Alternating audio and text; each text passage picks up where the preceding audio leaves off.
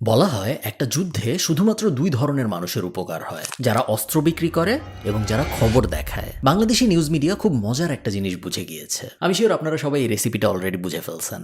আমাদের মিডিয়ার রেসিপিটা আমি যদি একদম সহজ করে আপনাদের বুঝাই তাহলে এরকম: আমরা যেহেতু ধর্মপ্রাণ বাঙালি, আমরা ইসলাম ধর্মকে অনেক বেশি পছন্দ করি। এই কারণে বাই প্রোডাক্ট হিসেবে ইসলাম ধর্মাবলম্বী রাষ্ট্র সেগুলোর প্রতি আমাদের এক ধরনের ভালোবাসা আছে, এবং একইভাবে ন্যাচারালি ইসলাম ধর্মের সাথে খারাপ যারা করতেছে সেই সব রাষ্ট্রের প্রতি আমাদের এক ধরনের ঘৃণা আছে। এখন বাংলাদেশি মিডিয়া বুঝে গিয়েছে যে আমরা যদি এই ইমোশনগুলোকে কাজে লাগায় সবসময় নিউজ করতে পারি, তাইলে আর কোনো কিছু নিয়ে আমাদের টেনশন করতে হবে না। এখন যেহেতু দিন শেষে আমরা নিউজ মিডিয়া, মিথ্যা কথা তো আর বলা যায় না। আমাদের যেটা করতে হবে সেটা হলো আমাদের সবসময় অর্ধ সত্য বলতে হবে। অর্ধ সত্য যদি আমি বলি, তাহলে কেউ যদি আমাকে ধরতে আসে, তাহলে আমরা বলতে পারবো যে কই, আমি তো মিথ্যা কিছু বলি না, আমি তো সত্য কথাই বলছি। বাট আমি কথাটাকে এমন ভাবে প্রেজেন্ট করব যেন যে শুনতেছে সে ঠিক তাই শুনে যা সে শুনতে চায়। আমরা যেহেতু ধর্মপ্রাণ মানুষ, আমরা যখন দেখব যা আমরা দেখতে চেয়েছি, তখন আমরা লাখে লাখে জিনিসটা শেয়ার দিব। শেয়ার দিলে মিডিয়ার লাভ, তার প্রফিট বাড়বে। সেই প্রফিটের টাকা দিয়ে সে আরো একই ধরনের নিউজ বানাবে, যেগুলো দেখলে আবার আমাদের ডোপামিন হিট হবে এবং আমরা আবারও শেয়ার দিব। এবং এই সাইকেল বাংলাদেশে অলরেডি চলতেছে। আমি আপনাদের কিছু এক্সাম্পল দেই। ইরান এবং ইসরায়েলের যুদ্ধ শুরু হওয়ার মোটামুটি সাথে সাথে এই দুইটা নিউজ পাবলিশ করে বাংলাদেশের দুইটা খুব জনপ্রিয় নিউজ মিডিয়া। একটায় 3 দিনের মধ্যে ভিউ হয় 15 লাখ 1.5 মিলিয়ন, এবং আরেকটায় 4 দিনের মধ্যে ভিউ হয় 28 লাখ বা অলমোস্ট 3 মিলিয়ন। প্রথমটা টাইটেল: ইরানের হামলায় গাজার মতো ধ্বংসযজ্ঞে পরিণত হলো ইসরায়েল। সেকেন্ডটা: ইসরায়েল শহরকে বিধ্বস্ত গাজার মতো বানিয়ে দিল ইরান। এখন বাংলাদেশের দুইটা জনপ্রিয় মিডিয়া নিউজ করছে, এবং দুইটা নিউজের টাইটেল এবং থাম্বনেল যদি আপনি পড়েন, আপনার মাথায় একটা জিনিস ক্লিয়ারলি আসবে, এবং যদি আপনি নিউজটা দেখেন তাহলেও আপনার মাথায় একদম ক্লিয়ারলি যে জিনিসটা আসবে সেটা হলো, হ্যাঁ, ইরানের হামলার কারণে ইসরায়েল পুরো ধ্বংস হয়ে গেছে। এবং দুইটা নিউজই যেটা বলছে, ইসরায়েল নতুন গাজা হয়ে গেছে, ইসরায়েলকে একদম ফ্ল্যাট করে দিছে ইরান, ইসরায়েল গাজায় কনভার্ট হয়ে গেছে একদম। বাস্তবতা কিন্তু এরকম না। জুনের 14 তারিখে ওই ভিডিওগুলো পাবলিশ হওয়ার আগের 48 ঘন্টার দিকে যদি আমরা তাকাই, তাহলে আমরা বুঝতে পারবো অ্যাকচুয়ালি ইরান ইসরায়েলকে কিরকম গাজা বানাইছে। ইসরায়েল ইরানের 138 জন মানুষকে খুন করে এই সময়টায়। এই 138 মানুষের মধ্যে মিলিটারির হাই অফিসিয়ালস ছিল, ইরানের পার্লামেন্টারি মানুষজন ছিল, নিউক্লিয়ার সায়েন্টিস্ট ছিল, এবং অবশ্যই সাধারণ মানুষজনও ছিল। 29টা শিশুও ছিল। এটা জাস্ট মৃত্যুর কথা বলতেছি আমি, শুধু কিন্তু মানুষ মারা যায়নি ইরানে, আহতও হয়েছে অনেক। এক্সাক্ট হিসাব হলো 320 জনের আশপাশে আহত হয়েছে। এই ছিল ইরানের ক্ষয়ক্ষতির হিসাব ইসরায়েলের অ্যাটাকের কারণে। এখন এই সেম টাইম ফ্রেমে, এই 48 ঘন্টায় ইরান ইসরায়েলের ওপরে অ্যাটাক শুরু করছে মোটামুটি 10-12 ঘন্টা পরে। সো ইরান একটু কম সময় পেয়েছে। বাট এই সেম মোটামুটি টাইম ফ্রেমে আমরা অন্য দিকের হিসাবটাও দেখি। এই যে মিডিয়াগুলো বললো না আপনাকে যে ইসরায়েলকে একদম ইরান গাজা বানায় ফেলছে, এই 48 ঘন্টা অ্যাকচুয়ালি কি হয়েছে জানেন? ইসরায়েলে 7 জন মানুষ মারা গেছে, 5 থেকে 7 জন রয়টার্সের হিসাবে। এই 5-7 জন মানুষ মারা যাওয়া ছাড়া এই যে বললো না যে ইসরায়েলকে গাজা বানায় দেওয়া হয়েছে, একদম ফ্ল্যাট করে দেওয়া হয়েছে, আসলে কি হয়েছে জানেন? 100 ব্যালিস্টিক মিসাইল এবং 100 ড্রোন অ্যাটাক করা হয়েছিল ইরান থেকে ইসরায়েলে, যার বেশিরভাগই আকাশে অ্যাটাক ডিফেন্ড করা হয়েছে, এবং কিছু কিছু মাটিতে পড়েছে। যেগুলা মাটিতে পড়েছে সেগুলা ইসরায়েলের মাটিতে পড়ার কারণে ইসরায়েলের 100 মানুষ ডিসপ্লেস হয়েছে। টোটাল 10 থেকে 15টা বিল্ডিং এর ক্ষতি হয়েছিল ওই সময়। ডিসপ্লেস হওয়ার মানে হলো গিয়ে তারা সাইরেন শুনে চলে গেছে অন্য জায়গায়, এটাকে বলা হয় ডিসপ্লেস হওয়া। এই জিনিসটাকে বাংলাদেশি মিডিয়া রিপ্রেজেন্ট করছে যে ইসরায়েলকে গাজা বানায় দেওয়া হয়েছে। এইভাবে কেন করছে? কারণ তারা জানে যে ঠিক এইভাবে যদি নিউজটা সাজানো হয়, ঠিক এইভাবে যদি আমরা কিছু অংশ এখান থেকে নিয়ে কিছু অংশ ওখান থেকে নিয়ে ন্যারেশনটা বানাই, তাহলে আমরা যেহেতু ধর্মপ্রাণ বাঙালি, আমরা অনেক এক্সাইটেড হব, আমরা অনেক খুশি হব। এবং আমরা সাধারণত তখনই কোনো কিছু শেয়ার করি যখন আমাদের অনেক খুশি লাগে বা আমাদের একটা হ্যাপি টাইপ মোমেন্ট সৃষ্টি হয়। ন্যাচারালি আমাদের ব্রেন আমাদের যা ভালো লাগে না তা আস্তে আস্তে অ্যাভয়েড করে। আপনি দেখেন, রাস্তা দিয়ে আপনি হাঁটতেছেন, মনে করেন রাস্তায় একটা বিড়াল মরে পড়ে আছে বা একটা পাখি মরে পড়ে আছে, আপনি একবার তাকায় আর তাকাবেন না, কারণ আপনার ব্রেন জানে যে ওইদিকে তাকাইলে আপনার খারাপ লাগবে, কষ্ট লাগবে। রাস্তায় যদি সুন্দর কোনো একটা কিছু থাকতো, তাহলে আপনি বারবার তাকাইতেন, আপনি কাছে যাইতেন, আপনি দাঁড়ায় দেখতেন। কেন? কারণ ওগুলো সুন্দর জিনিস, আমাদের ব্রেন ন্যাচারালি চায় ডোপামিন হিট আরো বাড়াইতে। নিউজ মিডিয়াগুলা এক্স্যাক্টলি এই জিনিসটা করতেছে, খুব বাজেভাবে করতেছে, যেটা দেখতে খুব বাজে লাগতেছে। এটা কিন্তু একবারের কাহিনী না। এর আগে যখন গাজা এবং ইসরায়েলের এই যুদ্ধটা চলতেছে, সেই সময় আপনি যদি কিছু নিউজের হেডলাইন দেখেন, এগুলো সব কিন্তু জনপ্রিয় নিউজের হেডলাইন। আমি বলতেছি বাংলাদেশের নেতানিয়াহুর দুঃখ প্রকাশ, শেষ হচ্ছে ইসরায়েল গাজা যুদ্ধ, 1 বছর আগের নিউজ এবং 1.6 লাখ ভিউ। গাজা যুদ্ধ ইতিহাসের সবচেয়ে বড় ভুল যার পুরো দায় নেতানিয়াহুর, 1 বছর আগের প্রায় 2 লাখ ভিউ। আমি না এই ব্যাপারগুলো নিয়ে একটু ডিস্টার্ব ছিলাম, কারণ আমি যেহেতু দেশের বাইরে থাকি, ন্যাচারালি আমার দেশের বাইরের আমাদের লোকাল যে নিউজ, আইরিশ নিউজ, সেটা দেখা হয়, এবং একই সাথে আমি যেহেতু বাংলাদেশের, আমি বাংলাদেশি নিউজও ন্যাচারালি আমার সামনে চলে আসে, মানুষজন শেয়ার করে। দুইটা নিউজ যখন আমি দেখি, কোনো একই দিনের একই ঘটনার 2 ধরনের কাভারেজ যখন আমি দেখি, আমার বেশ অবাক লাগে যে একদিকে আমি দেখতেছি একটা দেশ আরেকটা দেশকে বেশ কোণঠাসা করে ফেলছে, কষ্টকর। অন্যদিকে বাংলাদেশে আমি দেখতেছি যাকে আমি এখানে দেখছি কোণঠাসা করে ফেলেছে, যার আমি দেখছি এখানে অনেক ক্ষয়ক্ষতি হয়েছে, তার স্মল উইনগুলো নিয়ে এখানে বড় বড় নিউজ, এবং তার যে বিশাল ক্ষতি হয়েছে এটা নিয়ে এখানে কোনো নিউজ নাই। যখন আমি একটু ডিস্টার্বড হইলাম, তখন আমি ভাবলাম যে এই জিনিসকে আমার একারই মনে হয়। আমি কয়েকজন যারা এই ধরনের যুদ্ধ নিয়ে অনেক বেশি পড়াশোনা জানেন এবং করেন এবং নিয়মিত খোঁজ খবর রাখেন, তাদের একটু জিজ্ঞেস করে দেখি যে তাদের কি মনে হয়। মুহাইমিন ভাইয়ের উত্তরটা ছিল অনেকটা এইরকম। হ্যাঁ, অবশ্যই। আসলে নিউজগুলা যেভাবে প্রেজেন্ট করা হয়, এটা রিয়েলিটির সাথে মিলে না। কয়েকটা উদাহরণ দেই। যেমন হুতিরা যখন আপনার ইসরায়েলের উপর আপনার যেই ব্লকেড দিয়েছিল যে লোহিত সাগরে কোনো জাহাজ যেতে পারবে না, আসবে না ইত্যাদি। তো এটা তো বুঝা গেছে যে এই ব্লকেড 100% আসলে সাকসেসফুল করা ওইভাবে সম্ভব না। এটা বুঝাই যায়। তো তারপরেও ধরলাম যে 100% সাকসেসফুল করলো, কিন্তু লোহিত সাগরের মুখ কিন্তু পৃথিবীর একমাত্র পথ না। ইসরায়েলের আপনার পশ্চিমে পুরা অংশটা সাগর এবং ওটা খোলা আছে। তো তখন একটা থাম্বনেল দেখা গেল যে ইসরায়েলকে ভাতে মারার বুদ্ধি করেছে হুতি। তো এখন আপনার যেখানে সমুদ্র মানে একটা অংশ পুরাই খোলা আছে এবং আপনার মূল মিত্ররা হচ্ছে ওই পাশে, তো কিভাবে এটা ভাতে মারার বুদ্ধি হইতে পারে? It makes no sense. কিন্তু ওই ওই ওই ধরনের দিল, এবং এই যে ভাতে মারা, এটা কি আমাদের দেশের যে সংস্কৃতি, এটার সাথে খুব মানে একটা রিলেভেন্ট এবং মানে খুব এক্সাইটিং লাগে ভাতে মারবে।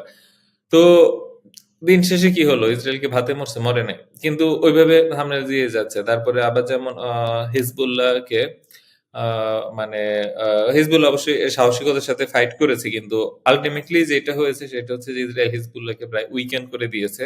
এবং এখন দেখেন হিজবুল্লাহ কিন্তু আসলে অ্যাক্টিভেট হতে পারছে না, কারণ তার যে উপরের চেইনটা এটা একদম মানে মানে ডিসরাপ্ট করে এবং অস্ত্রের গুদাম অনেক উইকেন্ড করে দিয়েছে। কিন্তু একটা নিউজও পাবেন না যে এখানে বলা হচ্ছে যে আসলে রিয়েলিটিটা এদিকে যাচ্ছে।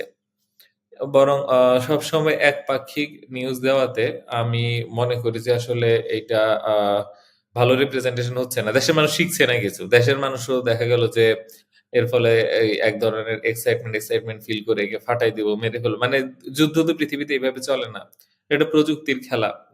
মানে এখানে যে কত ব্যাকগ্রাউন্ড, ফরগ্রাউন্ড, কত এমনকি একটা ঝাড়ুদার থেকে শুরু করে একটা বিজ্ঞানী, একটা জেনারেল থেকে শুরু করে একজন রাজনীতিবিদ, প্রত্যেকের একটু করে অবদানের অসংখ্য জিনিসের ফলাফল একটা। এটা এমন না যে এটা রাস্তায় ২ টা পোলাপান মারপিট করলো যে একে ফাটাই দিল, মেরে ফেললো।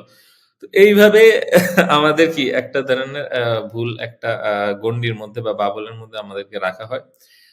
তো এটা আমি মনে করি যে আসলে এর ফলে নিউজ পেপার গুলা, পেপার তো বলবো না, নিউজ চ্যানেল গুলা তাদের অথেন্টিসিটি নষ্ট করছে। যদিও এর ফলে সাময়িক অনেক লাভ হচ্ছে, কিন্তু এতে কি অথেন্টিসিটি নষ্ট হচ্ছে। আচ্ছা, খুশি করার মতো মিডিয়া বানানোর এই যে দৌড়, এই দৌড়ে কিন্তু শুধুমাত্র নিউজ মিডিয়াগুলো আছে তাই না, এটা আমাদের ইনফ্লুয়েন্সার সমাজও জড়িত। আপনি জিনিসটা একটু বুঝেন, এটা বোঝার জিনিস, এবং এটা বেশ থিওরিটিক্যালি ইন্টারেস্টিং, ইন্টেলেকচুয়ালি ইন্টারেস্টিং একটা জিনিস, যেটা আপনার বোঝা জরুরি বলে আমি মনে করি। মনে করেন আপনি একজন যে প্রত্যেকদিন রান্নার ভিডিও বানান। আপনি রান্নার ভিডিও বানাচ্ছেন, একদিন 10 জন মানুষ দেখতেছে, আরেকদিন 20 জন মানুষ দেখতেছে, আবার তারপরের দিন 15 জন মানুষ দেখতেছে। তেমন কোনো আহামরি গেইন হচ্ছে না আপনার। একইভাবে যেহেতু আপনি রান্নার ভিডিও বানাচ্ছেন, 10 জন, 20 জন, 30 জন মানুষ দেখতেছে, আপনার তেমন আয় রোজগারও হচ্ছে না ফেসবুক থেকে বা ইউটিউব থেকে। পরের দিন একটা যুদ্ধ শুরু হইলো, যুদ্ধ নিয়ে আপনি একটা ভিডিও বানাইলেন, ইমিডিয়েটলি দেখলেন আপনি 1-1.5 লাখ মানুষ আমার যুদ্ধ নিয়ে ভিডিও দেখছে। যুদ্ধ তো আপনার টপিক না, যুদ্ধ নিয়ে আপনার তেমন জানাশোনা নেই, আপনি রান্না বান্না নিয়ে কথাবার্তা বলতেছিলেন। জাস্ট বিকজ যুদ্ধ নিয়ে ভিডিও বানানোর কারণে অনেক মানুষ দেখছে, এবং আপনি খেয়াল করছেন যে যুদ্ধের এই ব্যাপারটার উপরে শুধু যদি আমি ফোকাস করি, আমি যদি ওই পাশের ক্ষয়ক্ষতির কোনো হিসাব না দিয়ে শুধু এই পাশের ক্ষয়ক্ষতির হিসাব দেই, বা এই পাশের ছোট ছোট স্মল উইনগুলোর উপরই ফোকাস করি, ওই পাশের বড় ক্ষতির উপরে ফোকাস না করি, আমার ভিউ বাড়তেছে। শুধু ভিউ বাড়তেছে তাই না, মানুষজন কমেন্টে আমার অনেক প্রশংসা করতেছে, কারণ তারা যা শুনতে চায় আমি তাদেরকে তাই বলতেছি, এবং শেয়ারও অনেক হচ্ছে বেশি, বিভিন্ন গ্রুপে আমার ভিডিও ছড়ায় ছিটায় যাচ্ছে, আমার ইনকামও বাড়তেছে।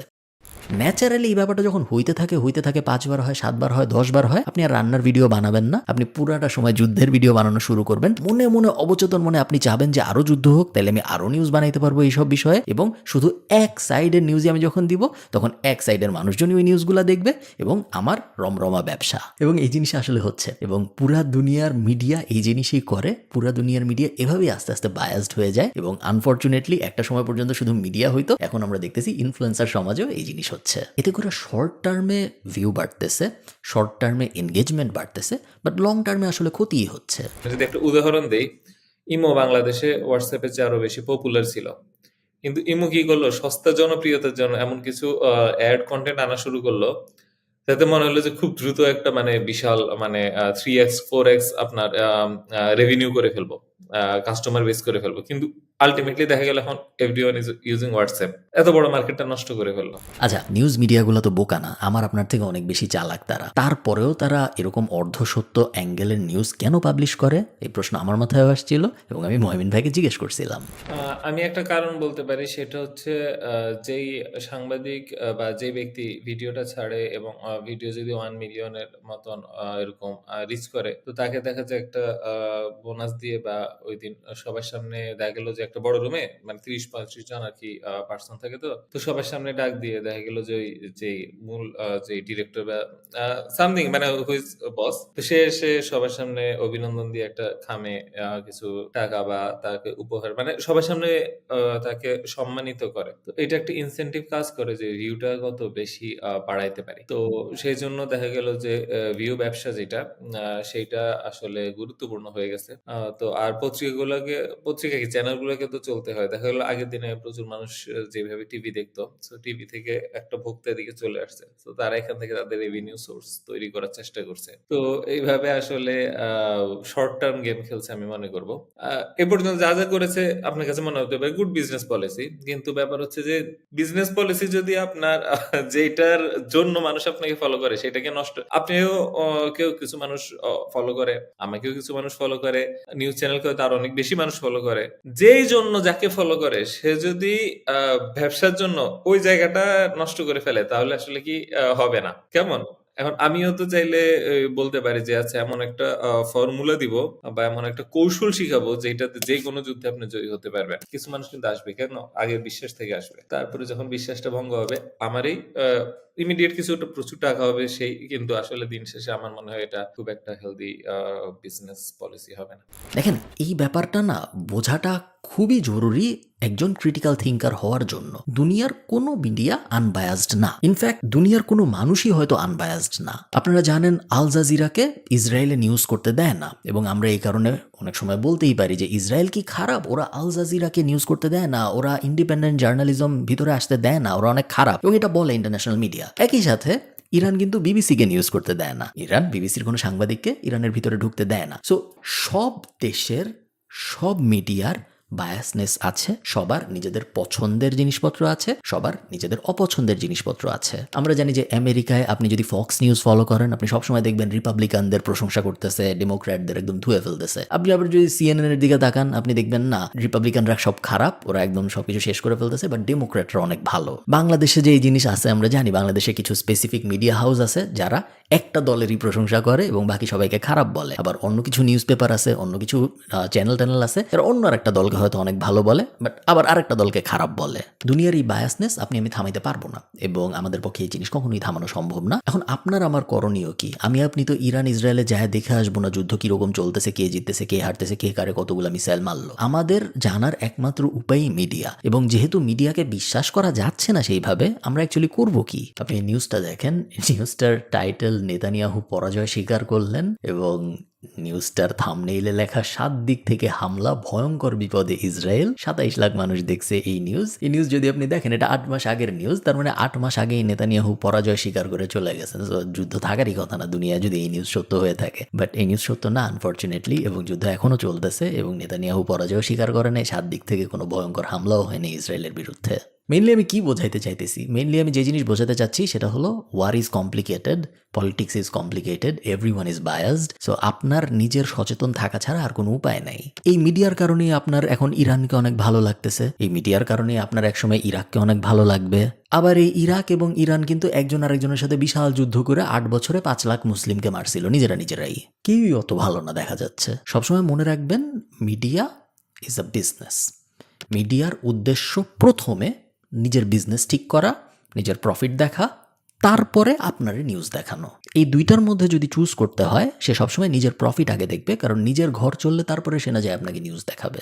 একটা নিউজকে বা একটা ঘটনাকে অনেকভাবে অনেক অ্যাঙ্গেলে দেখানো যায়। মনে করেন আপনি আমাকে অনেক পছন্দ করেন, আপনি আরেকজনকে অনেক অপছন্দ করেন। আপনি যারা অপছন্দ করেন তার আর আমার মধ্যে বিশাল মারামারি হইলো, আমি তারে 2টা চড় দিলাম, এরপরে সে আমাকে 2টা চড় দিল এবং তারপরে সে আমাকে গুলি করে মেরে ফেললো। একটা নিউজ মিডিয়া যদি নিউজ করে যে আমি তাকে চড় দিছি, শেষ। ওখানেই যদি নিউজটা শেষ হয়ে যায়, আপনার ওই নিউজ দেখে অনেক ভালো লাগবে, কারণ আপনি আমাকে পছন্দ করেন, আপনি দেখলেন আমি একজনের চড় দিছি, মারছি, খুব ভালো হয়েছে। বাকি নিউজ টুক সে করে না যে তারপরে যে সে আমার মেরে টেরে চলে গেছে। একপাক্ষিক নিউজগুলো যেন আমরা একটু অ্যাভয়েড করার চেষ্টা করি, আমরা যেন চারিদিকের নিউজগুলো অ্যানালাইসিস করার চেষ্টা করি। ইন্ডিপেন্ডেন্ট জার্নালিজম, ইন্ডিভিজুয়াল জার্নালিজম, এই ব্যাপারগুলো এই কারণেই বাড়তেছে, কারণ এখন মানুষের নিউজ মিডিয়াগুলোকে ট্রাস্ট করতে পারতেছে না, এবং রাইটলি সো। এই ব্যাপারগুলো যতদিন না আপনি বুঝবেন, ততদিন আপনি নিজের ছোট্ট একটা বাবলের মধ্যে থাকবেন, এবং আপনি শুধু তাই দেখবেন যা আপনার দেখতে ইচ্ছা করে, যা দেখলে আপনার ভালো লাগে। রিয়েলিটির থেকে আস্তে আস্তে আপনি দূরে চলে যেতে থাকবেন, যেটা কখনোই আপনার সাথে হওয়া উচিত না। আপনার সবসময় রিয়েলিটির যত কাছে সম্ভব তত কাছে থাকা উচিত। আমরা সবাই জানি যে দুনিয়া হইল ইনফরমেশন, সঠিক ইনফরমেশন, ফুল পিকচার, ম্যাক্রোভিউ, এগুলো যদি কারো কাছে না থাকে, সে কখনোই দুনিয়ায় ইনফর্মড ডিসিশন নিতে পারবে না, সে কখনোই একটা প্রপার ক্রিটিক্যাল থিঙ্কার হইতে পারবে না। এবং কোনো কারণ নাই আপনার এই জিনিস না হওয়ার, জাস্ট বিকজ কিছু মিডিয়া আপনাকে ওই জিনিসে দেখাচ্ছে যে জিনিস আপনি দেখতে চান। এই ভিডিওতে আমি যে এক্সাম্পলগুলো দিয়েছি, সেই এক্সাম্পলগুলো স্পেসিফিক্যালি একটা কনফ্লিক্টের, যেহেতু এখন এই যুদ্ধটা বেশি হচ্ছে। বাট তার মানে এই না যে শুধু এই যুদ্ধের কারণেই মিডিয়া এরকম করতেছে, সবসময় এরকম করে। কখনো কোনো পলিটিক্যাল পার্টিকে নিয়ে করে, কখনো কোনো খেলাকে নিয়ে করে, কখনো অন্য কোনো বিষয় নিয়ে করে। অনেক সময় দেখা যায় আপনি যা চাচ্ছেন, আপনি হঠাৎ করে খেয়াল করলে দেখবেন হ্যাঁ ও তো তাই বলতেছে, যেটা সবসময় ভালো ব্যাপার না। ভালো থাকেন সবাই, সবার সাথে আমার দেখা হবে পরের কোনো একটা ভিডিওতে। টাটা।